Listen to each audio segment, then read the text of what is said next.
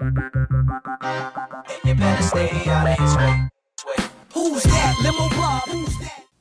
Hi, this is the American Roundtable. I'm Al Spry. And I'm Ken Meixel. We happen to have Limo Bob here. He's going to share some wisdom with us, and he's going to parse the political arena as it looks. Basically, we'll let Limo do the talking for himself. How you doing today? I'm doing fabulous, guys. Thanks for having me on. It's great to have you here. We got Trump on the agenda, Rubio, Cruz, Bush, Hillary, and Bernie, and the whole gang. And so we're going to be talking about that as well. Also talking about some people are actually moving to Canada now because they see the United States going so crazy. I know. They're looking for health care, probably. and Canada does have health care. They do. They have health care, and I don't think they have as many of those dengue-carrying tsetse flies or mosquitoes. We're going to talk about this new scary thing with a new illness you need to be aware of, carried by mosquitoes. This is the American Roundtable. This is the No Spin Sensation. See you right back. Welcome back to the American Roundtable. Ken, it's a great honor, of course, to be doing this show again with you. And now we have Limo Bob for the next couple shows. It's a kind of an extended Limo Bob experience. I'm loving it. We're going to talk further with you about your life, which is the most interesting thing about this whole show today. But until then, let's talk about politics as unusual. We like to say this is the straight talk zone and the no spin universe right here. So I want to dive in, of course, to, I guess they're referring to him as the loser. This is Donald Trump, of course. Everyone that doesn't come in first is a loser, and now Donald came in second in Iowa. Your take? I'll tell you, it's interesting to go through this caucus and see the middle America letting the country know how they feel about our candidates. First of all, Trump was leading, and now he's not. But then on the Democratic side, that was the most interesting. Can you believe it came down to a coin toss? How did that happen exactly? I didn't exactly hear what was going on with that coin toss. Well, it was so close. I guess they decided in their great wisdom to have a coin toss. And whoever won the coin toss won the caucus. And so the coin toss decided the fact that Hillary... yes, won. But you don't know that she had the coin, the special one with had the two faces on it. So, and two-headed coin. And she picked heads. So yeah. But there you go. Some her husband's familiar with. Limo, let me ask you, what do you think of the candidates? Who are you aligning yourself with? Who do you like? I know it's hard to like any politicians, of course, because they're not easily likable, of course. But what's your thoughts on what's going on? Well, it's very interesting. And, since Trump got in the game, I've never really, I give Trump credit for all he has done in life. I just don't think he's mature enough to be president. And I think on the flip side of the coin, he's also going to be more of a dictator than a president. But what I love about Trump, he's in your face, goodbye Washington, there's no more funny games. Because he's going to snitch on everyone that does something wrong if he's not in the game making money. And to give him the opportunity to take on corporate world and be the commander-in-chief of the world, it's going to be unbelievable and something to see. But I hope he does get in to stop this corruption. I'd rather see Trump take over everything the way he thinks he's going to, rather than see the corruption that happens. And of course, coming from Chicago, that's another show. We'll talk a little bit more about this after this. And welcome back to American Roundtable, where we have a lot of fun, talk about politics and interesting people. And we have one of the most interesting guys today that I have ever met in my life. Al? I second that emotion. It's Limo Bob, and the first thing I noticed, like everyone notices with Limo Bob, is the amount of bling. Is this all real gold? That's the question I want to ask you. This is all real. 33 pounds of gold and diamonds given me by superstars and legends throughout the world.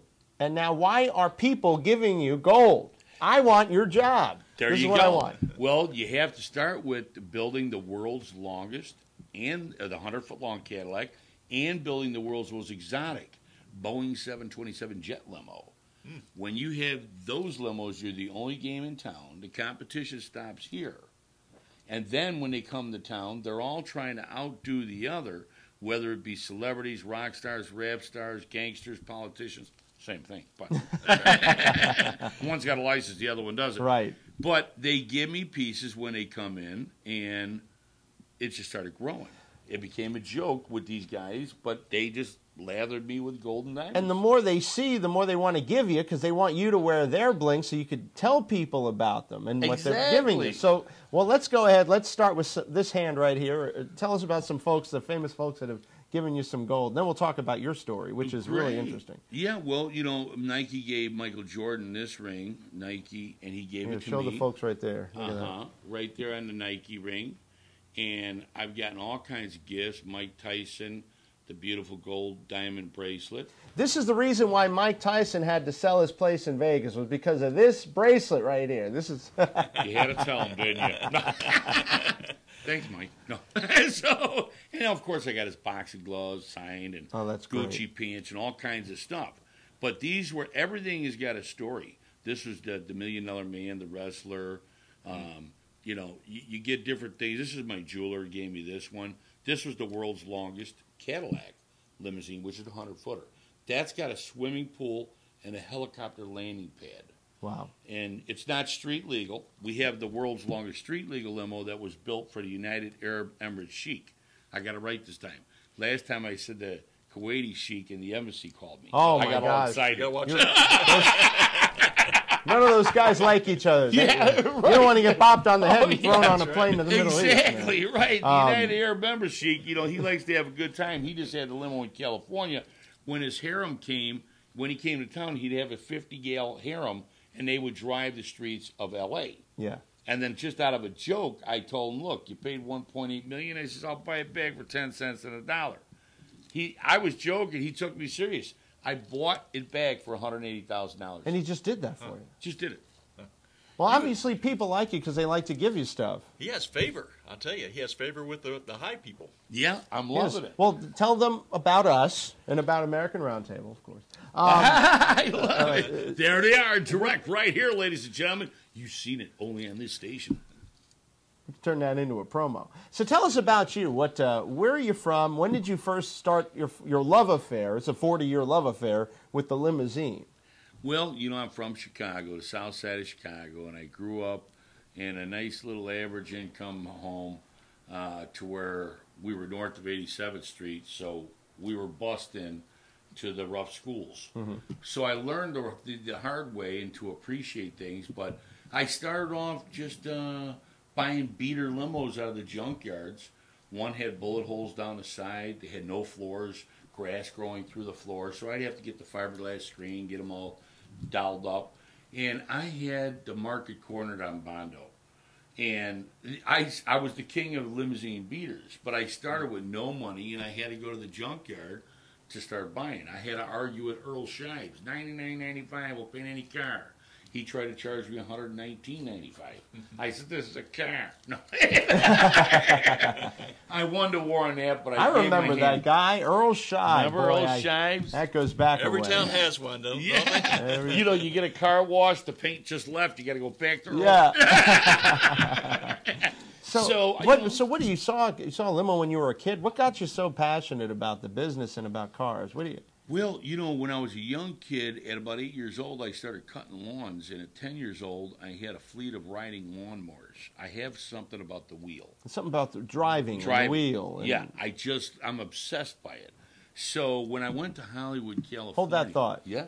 We'll talk you more about, with our friend here, Limo Bob. I'm Al Spry. And I'm Ken Meixel. Stay tuned. Well, we're back with American Roundtable and Limo Bob. Limo Bob is here. He's out of the Tampa area. He built the world's longest limousine. He's been in love with the limousine for decades. And you have a very, very cool story. So getting back to it, you grew this fleet when you were a kid of lawnmowers. And then what happened when you saw the limo for the first time? You saw a limo, obviously, right? Yeah, well, when I had the fleet of lawnmowers, what gave me the notion to get into this Hollywood biz is I went to California. My grandfather passed away, and the family out in California couldn't pay for it, so I had all this money from lawnmowers, so I flew the entire family in for Papa Claude's funeral, and in exchange, my uncle worked for Vogue Motorhome, and he used to sell motorhomes to Rock Hudson, Raquel Welch, and everybody, and they gave him 3 months in Malibu Beach, next door to Archie Bunker and next door to Sonny and Cher, a beach house. So for what I did, they went and flew me out to California. As soon as I get off the jet, I'm standing there at the airport, and I hear, "Darling, darling." And I'm like, oh, my God, Green Acres is the place. You know, to me in Chicago, it's like, this isn't even real. That sounds like the lady on Green Acres. And it is Zsa Zsa Gabor. Oh, Zsa Zsa. Yeah. She's still alive. She's like 100 now. I'm Can you telling believe you, it? right? Man, she's so tough. I was in shock, and we just took off, and the next thing you knew, I was mesmerized by Hollywood. And superstars, sports athletes, rappers, rock stars. I was just mesmerized by meeting them. It's like one big show over there. Yeah. Right? So when I came home, I decided that, you know, believe it or not, my dad went downtown. He went to have dinner, and Miss Marshall Fields was sitting there. She owns Marshall Fields. She was selling her trademark green limo. So we have 6 kids, mom, dad, and a dog, and Aunt March. So what we did is my dad bought it. He says, "I'm going to buy it as a family wagon." He talked to the chauffeur. Wow. So next thing you know, the neighbors are knocking on the door. "Hey, my son's wedding. Can we use the limo?" My dad would throw the keys to the limo. And then he'd come back and, "My son's got a prom." And he'd throw him the keys. Before he knew it, it was a biz. So he started his biz. So your dad actually got into that limo biz before you did, Yes, right? he did. He That's was in a interesting. trucking biz, but it was just by happenstance we got rid of the station wagon and took on a Cadillac green limo that seated 9. So it was all because of Miss Marshall Fields there. Miss Marshall Fields. And it was her limo. So it became a business from that point on. And the next thing you knew, Dad went ahead, moved to Florida, and got divorced. I had to take on the business. And unfortunately, some unscrupulous people in Chicago, some, you know, my wife at the time, she was my girl, but she got attacked by one of these drivers that said, after there was a scuffle, he said he's going back to his wife's family, and they're in a mob.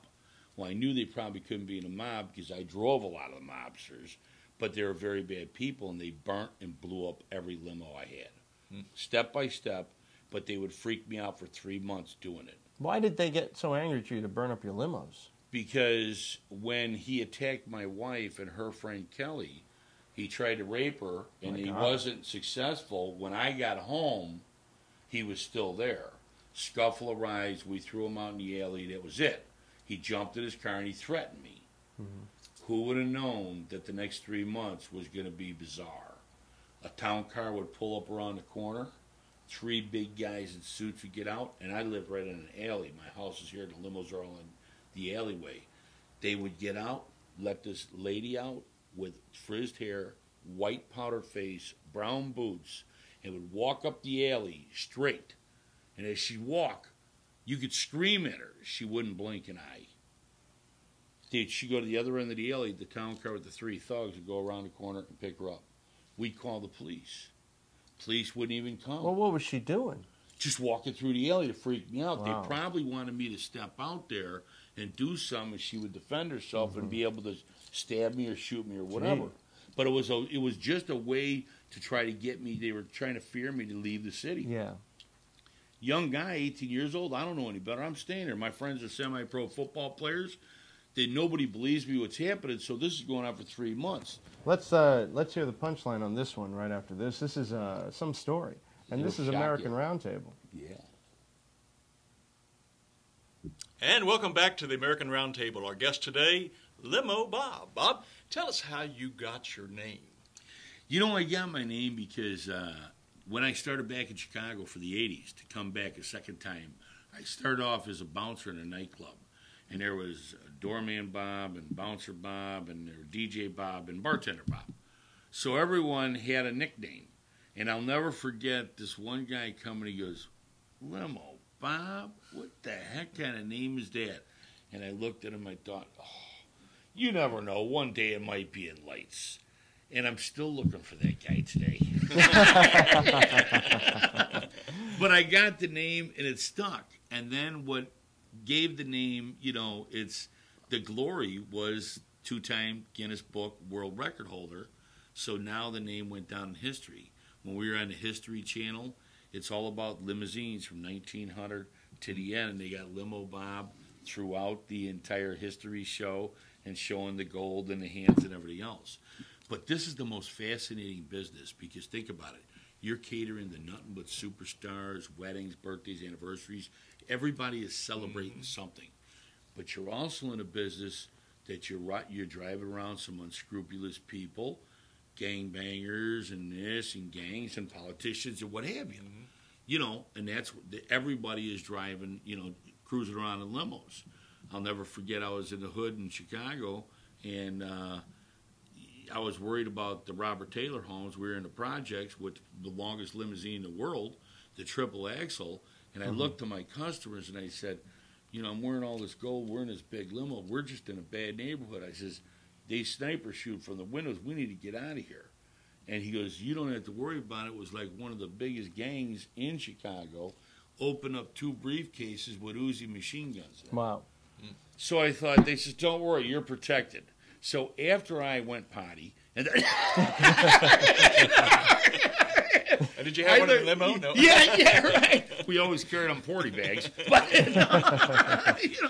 but it's just what a world. I mean, that the way I learned life was through all these people that think that partition window, it's only a 1/4 inch pressed wood, but you hear everything.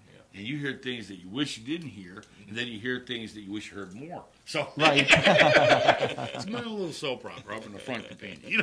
So you came to Florida. You had some. Yeah, you said you went through some trials and tribulations, right? Yeah. You said a movie star took your business away. Yeah, and the second round, so we're on top of the world. Everything's going beautiful, and all of a sudden, her brother comes to me, this movie star. I call it a sophisticated con scam with a Hollywood twist. Right. So the big movie star's brother came to me and says, hey, instead of you being a big fish in the little pond, why don't we make you a big fish in a big pond? My sister will endorse your limos.